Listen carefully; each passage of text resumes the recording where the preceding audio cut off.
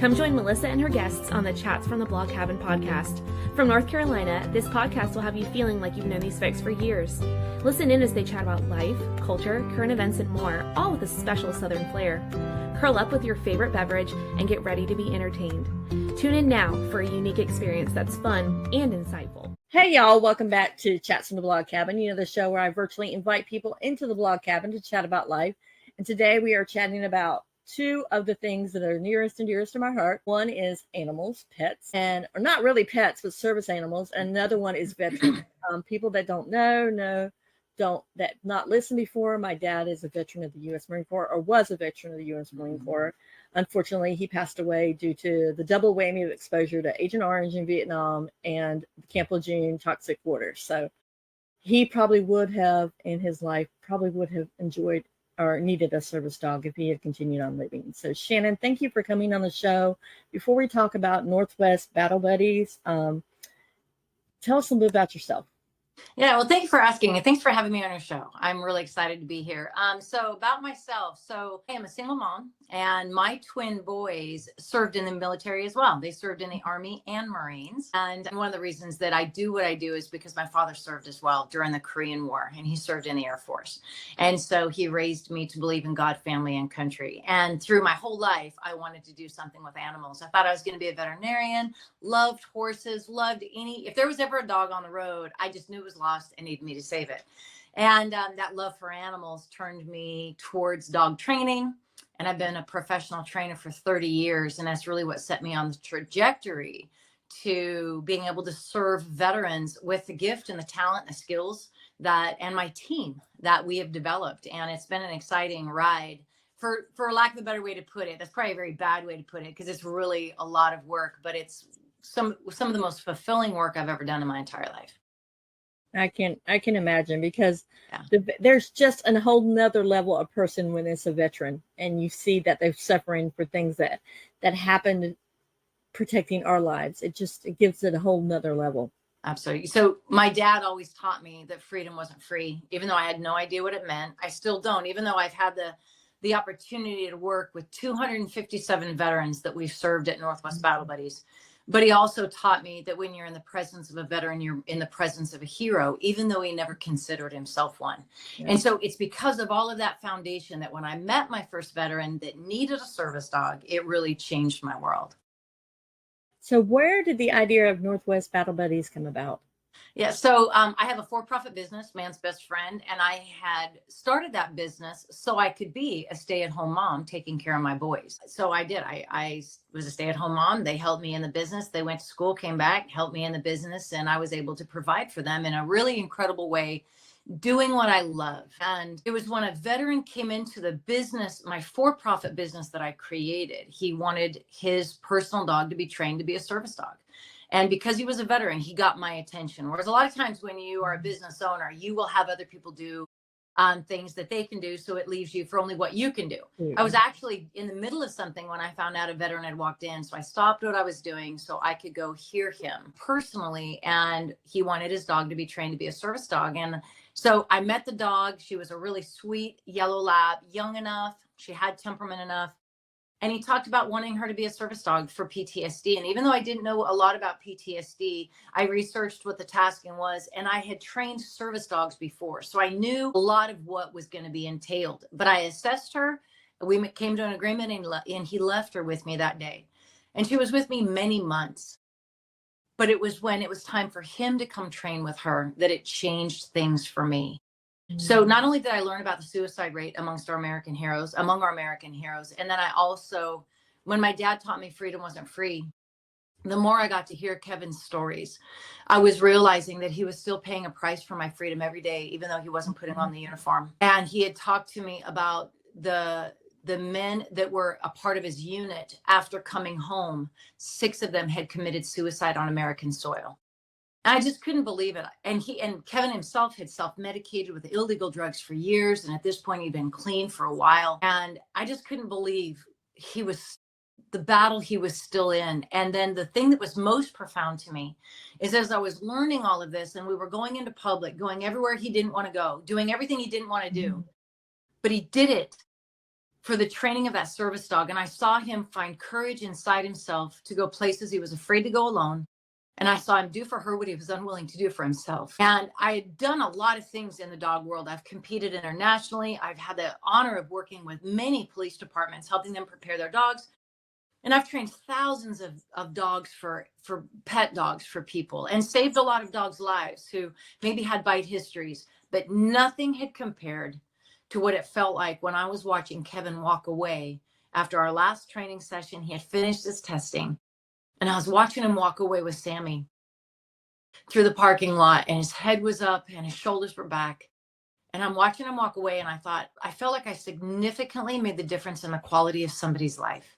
And then if you fast forward, a few weeks, maybe a month or two, I don't remember, but a Vietnam veteran showed up at my business, and he wanted a service dog because he had met Kevin. He knew Kevin before Sammy was his service dog, and he saw Kevin after she served him that way.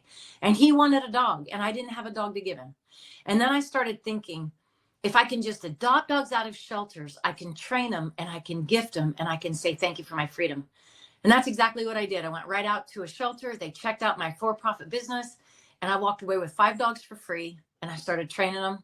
And then that's where it began. And Randy, who showed up at my door, Vietnam veteran who showed up in a bus, we ended up pairing him with one of those service dogs out of that shelter. And I started a 501c3 because I thought, that's got to be easy, right? It's like people would just help me pay for these dogs. And I had no idea. But my dad always said, you don't know what you don't know. And I didn't know, but I wouldn't change a thing because I would never go back. Just because it's hard, I would never go back because it's worth it and our veterans are worth it. That is so true. And it seems like lately, especially in the news, I know it's a political election year, but it's like veterans are like they're tossed out once they've done their service. It's like, okay, yeah. we're done. Their services aren't there for them. So I applaud you, number one, for taking the time to Thank you. To do that. Well, thank you. Well, I will tell you, there is an epidemic of people who are dying. Over 8,000 people are dying, taking their own life every year. And it's a silent epidemic because they're never going to ask for help. Their families are suffering. Our veterans are suffering, and the community is suffering. A tremendous loss of such incredible people filled with valor and selflessness to have served our country in the first place.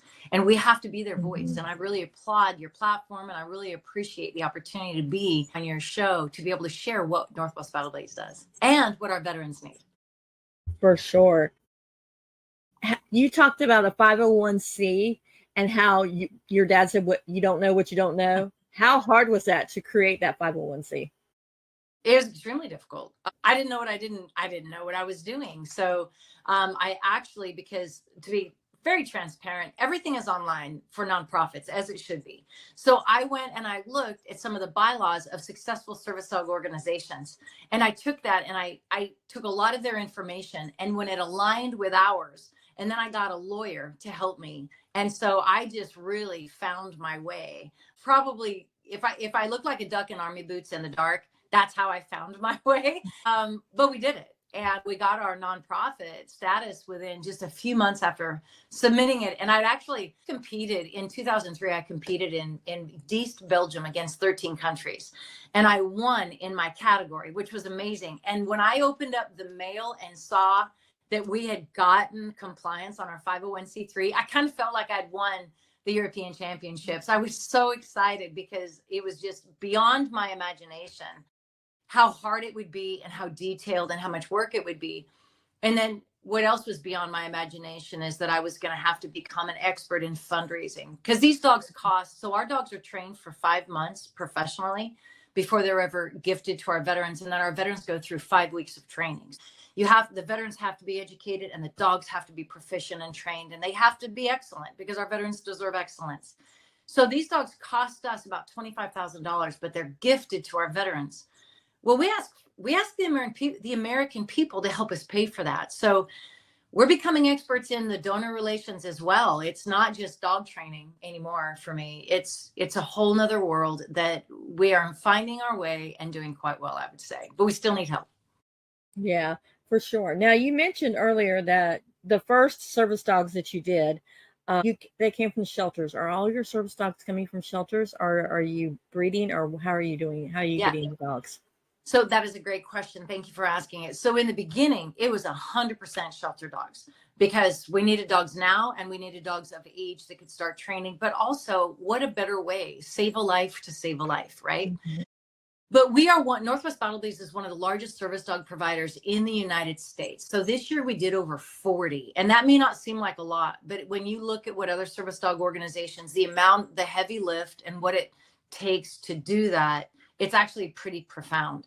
Finding the amount of dogs we need out of shelters, but because our dogs have to fit a certain category. They have to also be, the public needs to want to see them. And in the beginning, we had a lot of hard breeds and we had pit bulls and pit bull mixes, but it's not easy. Even though I love the breed, it's not very easy for a veteran to go into a store with a pit bull as easy as it is for the public to accept a golden retriever or an English lab. But besides that, when you're looking at a $25,000 investment in a dog, you want to make sure the health is there, the clearances are there, and the temperament is there. And so we do purpose breed as well. So now we are doing both. We still adopt dogs out of shelters, and we take rescues. People will offer us dogs, whether it's professional breeders that want to give back, whether it's a family who for some reason now is not able to take care of their beloved pet, and they would love for it to serve a veteran. So we have a lot of people offer us their dogs.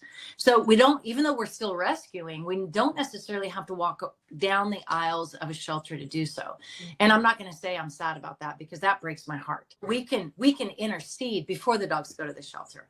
But we also purpose breed our English Labs and our English Cream Golden Retrievers. And we have a local breeder that has Australian Labradoodles for our hypoallergenic dogs. And she will donate those dogs to us as well. So we have quite the mixed bag when you're looking at our group of dogs. So you talked about the criteria. What do you look for when you look for a service dog? Because obviously they have to be anxiety, not have anxiety. So our Gigi, who is a mixed breed pit, would not be, because she has a major anxiety, but obviously that's number one. So what's some of the other things you look for? Well, temperament is number one. I mean, you can't say one's more important than the other because anything that I'm about to mention is a deal breaker for a service dog, because you're looking at dogs that under the guidelines and the laws of the ADA have a right to go places that even police dogs can't go. It is the highest level of access for an animal that a service dog has. So not only do they have to have amazing temperaments genetically, it's not just what we can do in training, because a good trainer can cover up an unstable temperament. But if the obedience starts to fall, the weaknesses in the temperament will come to the surface and it can start to dominate the personality, which can become a deal breaker or a fault that would cause the dog not to enter into the program.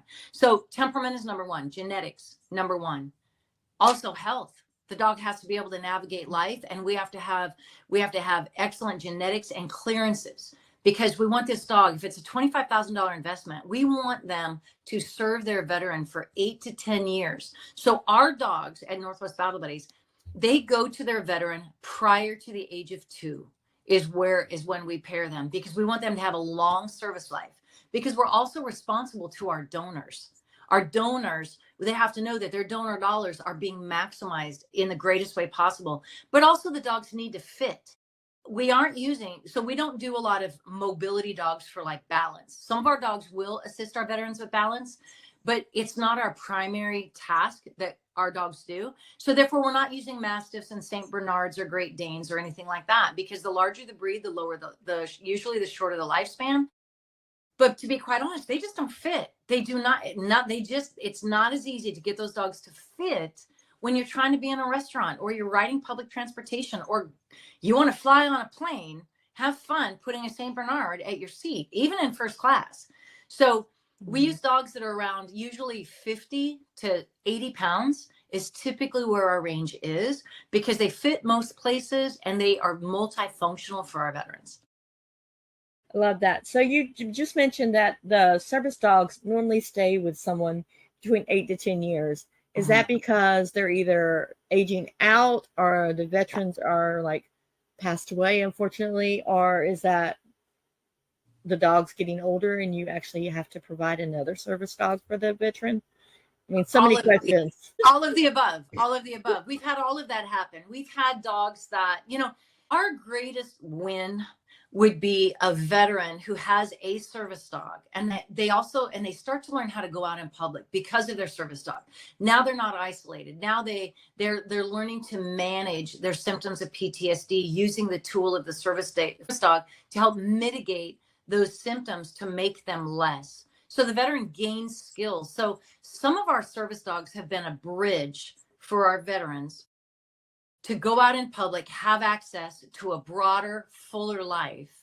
And with the skills that the veteran gains, when that service dog ages out, the dog will then, it's just the dog's getting so old. We want our dogs to have the best life. Mm-hmm. And if they become arthritic or too tired and going out in public is too taxing, we retire the dog. And our first option would be, do you want another dog? Because we will immediately serve our veterans that we have served before. But some of them are like, you know what? I've gained so many skills. I want to try it without a dog now. So they keep the dog in the home as a pet now because it's finished its service. Now it's repurposed to a pet. But yet the veteran, and we've had veterans move on and now they don't need a service dog. And that's the greatest win because now they've gained those skills and that dog is what bridged the gap. But then we also have veterans that unfortunately, the dogs have passed away and they immediately go to the top of our list. In fact, our next class that starts in November of 14 veterans, 2 of them have recently lost their service dogs. So immediately we're like, then they go to the top of our list. We have 125 veterans on our list right now. Wow. But the veterans that we have previously served that find themselves without a dog, we immediately put them to the top of the list because we do not expect them to now have to function in life without that tool that became their lifeline to freedom and independence. And then we've had veterans that have passed away. We have gifted 257 service dogs and we have not lost one veteran to suicide. And it's exciting to be able to say that because a suicide rate of 22 veterans a day, and we have not lost one. So our dogs our veterans will tell you, this dog saved my life. So we have not lost one veteran to suicide, but we have had dogs that have outlived their veterans. So in the different cases when that happens, some of the dogs, if they've aged out, we're not going to take a 5 or 6 year old dog from the home because number one, that dog has also become part of the family and is an extension of that veteran. We are not going to take that dog. That dog will stay with the family, be loved the rest of his life, and that's how it will be repurposed. But sometimes we've had veterans that say, I know my dog could still serve another veteran, and I want him to go to another veteran. And then the family agrees. And so when that veteran passes away, the dog comes back to us, and we repurpose it and pair it with another veteran. We had that happen with a black lab. He served 2 Vietnam veterans. They both died. So one died of cancer after having him. And then we paired him with another Vietnam veteran and he had him for a couple of years and he passed away. And then after he passed away, the widow had wanted to keep the dog. So the dog stayed. So we do everything we can to maximize the purpose and the donor dollars, but we also consider the family and the wishes of the veteran because that dog has become such a piece of their heart that we want to make sure that the veteran and the family has peace and are unified in whatever decision is made.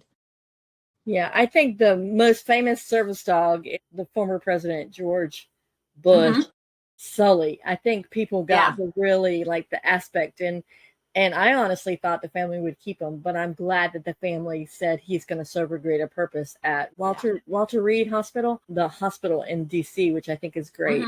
But it just broke my heart when you saw Sully just lay down in front of the casket. It just broke my heart.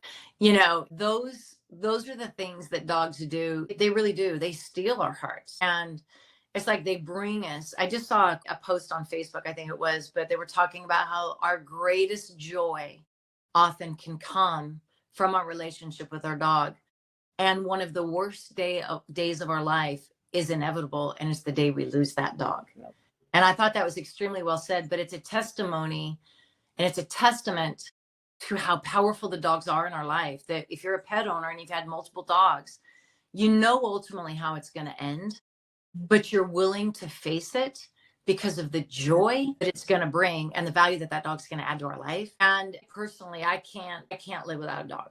They fill my love bucket. They're on the couch with me. They sleep on my bed. Obviously, they're extremely well behaved. But I have shared, I'm emotional. That's dumb. I have shared my greatest moments in my life, other than the birth of my children, have been shared with one of my dogs, whether it's triumphs and competitions or whether it's loss and the death of my father. Sometimes that's the only place I can go just to be, but I'm not alone because I have my dog and they're serving me in that way. And it's a gift that they bring that's unmatched anywhere in my life. I'm a Christian. I love God, but sometimes I need the weight of something next to me with that unconditional love as well. Yeah, that is so true. We need to take a brief commercial break, but we'll be right back. The threats women face today are unparalleled and even more dangerous than ever before. 1 in 3 women globally has been the victim of an assault. Women are terrified and they are looking for answers. In the book, Street Smart Safety for Women, we draw on our experiences, both personal and professional, to provide those answers. It's by women, for women. Street Smart Safety for Women is available wherever books are sold. And we are back chatting with Shannon about Northwest Battle Buddies. And I want to talk to you about the etiquette that, when you see a dog, you're like, oh, can I pet it? Can I pet it? But a service dog is a whole nother area. And people can't seem to understand that they're at their job. You wouldn't go up to a person and say, can I pet you? Can I hug you at your job? So let's talk about the etiquette around service dogs. Great question. I was asked in an interview one time, what should you do when you see a veteran and a service dog? And I shocked her at my answer, but I said, absolutely ignore them. And but it is. They're just, these are human beings that are surviving and they're overcoming and they just want to get on with their life without the attention of the public. And talking, so it's one of the greatest challenges that our veterans face. And we do teach our veterans how to politely handle it. And a lot of our veterans take it upon themselves. They're like, well, I'm going to educate the public. And they want to answer questions, but they also, in a very, very polite way, they want to help the public understand, because the fake service dogs that are out there and people who are taking their dogs out in public and taking their dogs on airplanes and going to Walmart, wherever you might go, you see dogs that clearly don't belong there, but they're not being kicked out. And they're attacking our service dogs. They're running interference. They're barking. They're unruly. But then those people, and it doesn't mean that they just don't know. These people that are doing that, they either don't know or they don't care.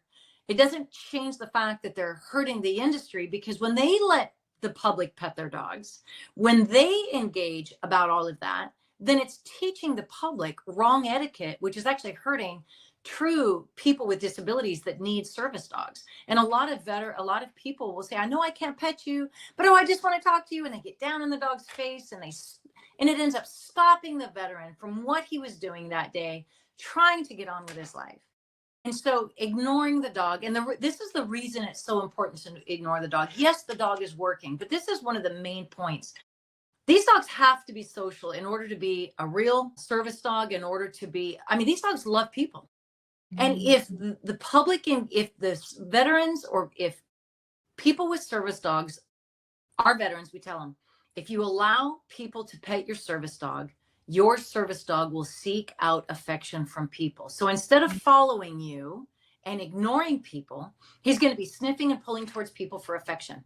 If the dog never receives affection in public, he will never look for it. That's how you can walk a service dog past all these people in a crowd, and that dog is dialed in following his handler. That's why that's able to happen, is because the dog is not looking for anything. But if the dog is on a consistent basis engaging the public, it will always be looking to the public for engagement, which is harder on the veteran. So it's twofold. It's not just that it's bad etiquette and it stops the veteran from getting on with their tasks in their life, but it interferes in a way that compromises the handling and the training of the dog. And nobody wants to tell somebody, don't pet my dog. I have clients with their pet, and I say, stop letting people pet your dog when you're out for a walk. And it's hard for them to say no. Well, how would you like to face that every single time you walked out into public and you're just trying to get on with your life? So service dog etiquette is really, really important. And we really set our veterans up for success about how to educate the public in a very polite way so they can get on. So our veterans really work hard to be a part of the solution. And then opportunities like this to just let people know, smile and keep on walking. But don't talk to the veteran and do not talk to the dog. Just let them live their life. Yeah, that is so true. Now, you mentioned earlier about, training the dogs, like if they have to go on an airplane. I remember an instance back a couple of years ago. I was flying from California back to home to North Carolina, and there was a service dog on the flight. There was actually two service dogs. One was not settling, so I figured he was probably going through training and trying to get him acclimated to being on a plane, but the dog was not having it. So the guy ended up having to get off the plane. So I'm assuming he was a trainer. But what kind of training do you do for like circumstances like that when they're having to go and go into like doctor's offices or airplane situations where it's not the normal everyday situation? Yeah, well, great question again. One of the first things that we do at Northwest Battle Buddies is we train our dogs for a couple months. It's very specific, very disciplined training, to where when we tell them down, as an example, they'll lay down for an hour. I could have 10 dogs lined up. They will all lay down for an hour. They'll come when called. They're not jumping. They're not mouthing. They're walking on leash. They're following beautifully.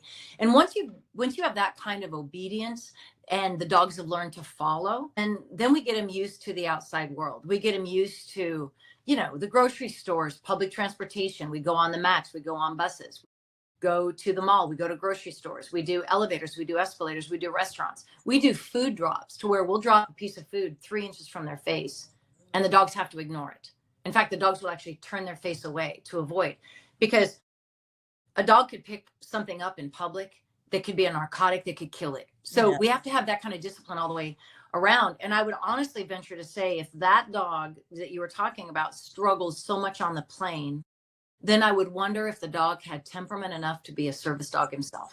I mean, to be a service dog at all, because the dogs have to have the ability to settle. And this is the other thing that we look for. We love our dogs, and we want them to have a happy life. And a service life is a lot. And our dogs thrive in it because they're temperamentally, they have the ability to do that. But a lot of the dogs, if we have a dog, so we have a very small percentage failure rate. But the failure rate is because those dogs are not thriving in public, and it would not be a happy life. Mm-hmm. So a service dog is the best life if the dog is genetically inclined to live that life. And so if the dog is nervous in public and anxious, and the outside world is overstimulating and too much for the dog's brain to absorb, then I would recommend that dog be repurposed. So sometimes it's not about training, or even if a dog is struggling that much, then I would question, is he genetically inclined in the first place? And is this a battle that do I want to invest as many hours as it might possibly take for the dog to overcome it anyway? So you have to kind of gauge all that. But our dogs, we expose them to absolutely everything we can possibly expose them to prior to their veterans meeting them. Because I know that in a dog's life, we can't expose them to everything, but we also teach our veterans, we call it discovery moments. Because as an example, when we're in the mall and we have a 5-year-old child on a stuffed purple polka dotted hippo, and it's riding down the aisle of the mall because they get to ride those things, the dogs don't know that's not real. The dogs don't know it's not going to eat them. And so we try to expose our dogs as much as possible. But we also teach our veterans how to help our dogs through discovery moments when they're seeing something for the first time and they don't know if they need to bark at it, run away from it, or go up and lick it and sniff it. And so we teach our veterans how to help and support our dogs through those moments as well. So it's a heavy lift. There's like a lot that goes into it, but it's worth it. And the dogs that we had the honor of pairing with our veterans, it's absolutely changed their life, and they're living better lives, and their family and their children, and then their communities. I mean, there's such a ripple effect that cannot be undone once that is set in motion. And it's really awesome to see. Now, you mentioned you have like what'd you say, a 1% failure rate. What happens to the dogs that don't make it to the program? Like, you think they're a great fit, but then, like you said, they don't have the temperament for it. Yeah, I think it might actually be 3%. If we actually did I want to be clear on what I tell you. It was less than 5%, maybe 3%. But the first thing we do, if a dog has temperament, but maybe doesn't have the confidence to navigate the outside world, then what we end up doing is we end up repurposing them, and that we make them an ESA. So some of our veterans that will come looking for help, they may not have the physical ability to navigate the outside world and go out into public a lot, depending on whatever their disability might be, on top of PTSD. And some of them are looking for service in the home, because an ESA that is properly trained can still wake a veteran up from nightmares. It can still alert on adrenaline and cortisol during a panic attack. It can still serve the veteran that way. The veteran can still use the dog for pressure therapy, slow their heart rate, slow their breathing. And also, the one thing that's awesome about whether it's an ESA dog or even a service dog, what our ESAs do for our veterans is when the dog is starting to spin up, the dog will start to indicate and let the veteran know, hey, this is happening, and help the veteran be more self-aware, because the dog will detect it before the veteran does.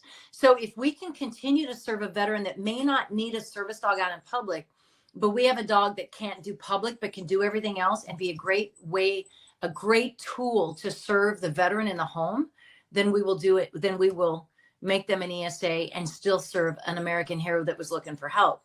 And then our third choice is that our dogs will go back to our fosters. So our dogs go into a foster home from 8 weeks to about 10 months to a year old. And they're raised with a loving family under our guidance and everything else until they come to us for their 5 months of training. Well, then we will offer the dog back to the people that raised them, because they had the first investment. And usually when they do pass the dog off to us, it's just a moment of unbelievable tears. Because, and especially the children, a lot of our fosters they'll foster a dog for a veteran because they want to teach their children how to give back. They want to teach their children how to have a labor of love for somebody else. And dang it, having the children say goodbye is just the hardest thing to watch. So if we have the opportunity to place that dog back with that family, we're actually doing that today. We have a golden retriever named Chips that he has but in public, when he gets excited, he has this honk that he does. Now he's totally healthy, but he has this honk that will go on. And you just can't pair that with a service dog. It will attract all kinds of attention to the veteran. People are going to be worried, the anxiety it will cause the veteran. And that is the only reason we're having to repurpose this dog. And we don't have an ESA. We don't have a veteran that is qualified that's waiting for an ESA. So we reached out to the family. So they're being reunited today. And I'm super excited for that. And we're going to teach them how to do their obedience, and they get Chips back. So, you know, we no matter what, we see it through for the life of our dogs, no matter what path they take.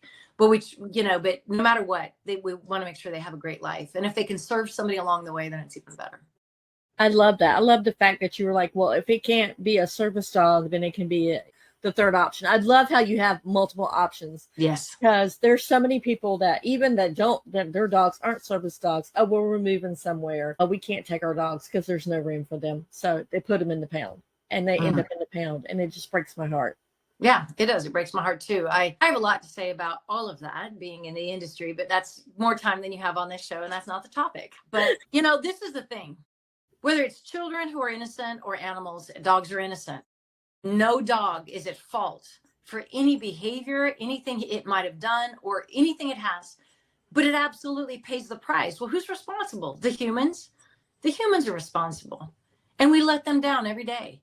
And so that's why on our platforms, whether it's my YouTube channel, my for-profit, Northwest Battle Buddies, whatever it might be, I feel like I'm fighting for veterans and I'm fighting for dogs all the time, because they deserve what they deserve. And it takes the responsibility of the Americans that enjoy their freedom. It's our responsibility. It's we the people's responsibility to find a way to give back to our American heroes and say, thank you for my freedom. I recognize you paid a price for what I take for granted. And I'm going to do everything in my power to give to you, to support organizations, to support whatever it is. We all have something we can give back with and enhance the life of a veteran. And we all can be more responsible for our pets in general, and take responsibility before we do that breeding, or before we do that, take that cute puppy. Do I have the endurance and the money and the time to invest to ensure that I'm going to be there at the end? And that's what it's all about. And that's what we do. That is so true. Now, this brings me to the segue of how can people help your organization? Give us money. Maybe I shouldn't say that. Please give us money. It is about we the people. One of our executives talks about that. He talks about, the government needs to do more. The VA absolutely needs to recognize these life-changing and saving service dogs as the tool that they are. When you look at a veteran that is when you look at anybody that is disabled, whether they're in a wheelchair or they're on a walker or they have a cane or they have a prosthetic, you don't even question it. But people seem to question the validity of invisible wounds of war that cause isolation and a suicide rate and panic attacks and self-medication and nightmares, night terrors. I mean, it's like I've watched our veterans, the way they've had to live before their service dog, for some of them is absolutely heartbreaking. I've seen them so stressed that they're thrown up in the parking lot. They're thrown up in their car, trying to find the courage to get their dog to go into the store, but they're finding the courage to do it. This, what I'm telling you, happens here on site on a regular basis with us. I see men that are throwing up, even though they're on morphine as painkillers prescribed, and they're out there walking their dog, and I'm like, just stop. They're like, I'm not going to stop. I'm not going to be denied this opportunity. How do you, me and my team, we have the honor of walking out their road to freedom every day when we pair them. We are walking with them at their side as they walk through this, and it's an honor to do so. And so it is we the people that need to find a way to make a difference in the life of our veterans and a way to give back. It is the government does need to step up, but we the people need to do something, and we need finances. We are a nonprofit. Our dogs are $25,000. We have gifted 257. We have 125 veterans waiting on our list. And we have a monthly giving program called Operation Never Quit.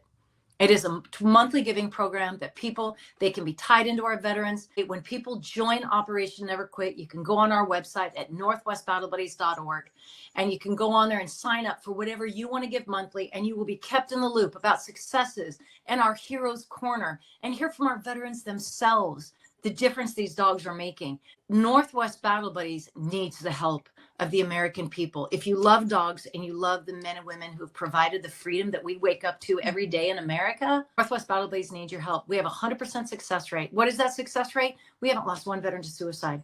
Battlebuddies.org.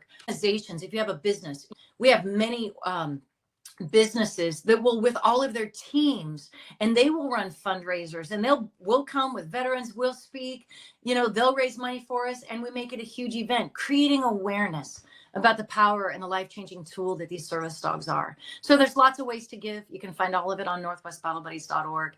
And our veterans are waiting. We have 125. We've never had a greater influx of veterans looking for help as we have this year. And we are 13 years old, and this has been our greatest year of veterans actually asking for help. And we don't advertise.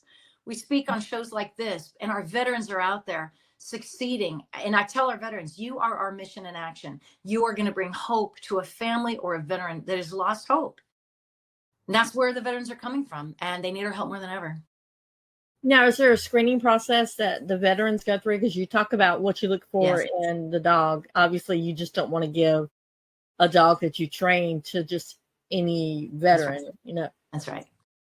There is an absolute qualification process for our veterans who receive our dogs. Number one, we want to serve everybody, but we are responsible. I tell our veterans, you are our mission, but the dogs are our responsibility. It is Northwest Battle Buddies' responsibility to oversee that dog's life through the end of its life. I will answer that question, but I want to make sure that everybody knows our veterans come back to us every year for recertification. They pass their testing. We look at vet records. We get weights on the dogs. Our veterans are accountable. We offer continued education for our veterans and support with their service dogs. So they are required to recertify for the life of the dog. So number one, we do that. Number two, our veterans what the qualifications are is they have to have stable housing and stable income. They have to be free of alcohol. They have to be free of drug abuse and alcoholism. They have to have an honorable discharge. They have to be diagnosed with PTSD. We get referrals from their loved ones. There's an education, a complete education to the entire family. But we have to ensure, because every veteran that wants a service dog wouldn't necessarily be served best with a service dog. Because we do this for a living, and I have 30 years of background, and many members of my team have decades of experience as well. We look into the life of what it takes to live with a dog 24/7 and maintain its training and be able to use it and utilize it as the tool that it is. And if we see that everything that is there that isn't, everything that needs to be there isn't, then we will offer that veteran other resources, but it won't be a service dog, because we'd actually be doing a disservice to somebody who they don't know what they don't know. And they don't realize that they may not either have the skills, have the mental, physical ability, or even the housing or the finances to have a dog. So we look at all of that. It's very extensive, and we try to serve every veteran, even if it's not from us, with other resources that would serve them. I love that. I love the fact that even if they don't meet your criteria, you're still not going to say, nope, sorry, we can't help you. We can't give you a service dog, but here are other services that will help you. You're not just leaving them out to dry, which I love. Absolutely. I mean, the fact that they even have the courage to ask for help. You know, the last thing we want to do is be a shut door. But I will tell you, you know, we have to have the courage to make hard decisions. And we do. And we do it not only for the brand, not only for the reputation of Northwest Battle Buddies, but for our dogs. Our dogs are relying on us to not only pair the right dog to the right veteran, but also to ensure that that dog is going into a safe, stable home, that he can live out his life with purpose, joy, and love, and safety. That all has to be in play. And if one of those things is missing, we don't do it. I love that. Yeah. Now, our time is almost up. Is there one last little nugget that you want to share? Either something you've already shared before that you want to make sure people, you got your point across, or maybe something we didn't touch on that you want to share? Thank you very much. I want to say it all again. No, I'm kidding. You know, I want veterans to know, if you feel like there is no hope, there is hope on the end of a leash. There is hope with Northwest Battle Buddies. Check us out. Go online. There is hope and healing with a service dog at your side. And to the American people, we need to not take our freedom or our veterans for granted. Northwest Battle Buddies is a trusted resource that you can put your gifts, your talents, and your funds into, whether it's your wages or your legacy. You can give into Northwest Battle Buddies. We are good stewards. And when our veterans come into our lives and they get one of our dogs, they're part of our family. That is how we treat them, and that is how we serve them throughout the life of that service dog team. And we need the help of the American people. I love that. Now, where can people find Northwest Battle Buddies? Please go to northwestbattlebuddies.org, all spelled out. You can find ways to donate. You can find applications. You can find videos. My TED Talk is on there. Education about how these service dogs are the life-changing tool that they are. And it's a great resource. So please check us out. And even if you just have questions, connect with us. We'll be happy to answer them. And you also have a Facebook, Instagram, and a YouTube as well. Absolutely. Shannon, thank you so much for coming on, for, first of all, for realizing that veterans are forgotten and making sure that they're not forgotten. That's number one important. Second thing is making sure that these dogs are loved, that these dogs are happy and healthy and have a wonderful life and purpose. I love that. So thank you so much for starting your organization and for just continuing on the good work. Well, thank you very much for having me on your show and helping us tell our story and bringing awareness. And it takes people like you partnering with us to help us do what we do. So we couldn't do it without you as you know. So thank you so much for your platform and your efforts. Thank you. Well, guys, I will put in the show notes everywhere where you can find Northwest Battle Buddies, and please consider donating. As a daughter of veteran, I know what the veterans go through. They're basically taught to hide their feelings, that if they go and get any kind of help, even if they're active duty, if they get any kind of help, it's like a no. It's like a hush hush. Yeah. So please consider donating, because it's a worthy cause, 100%. So until next time, bye, guys.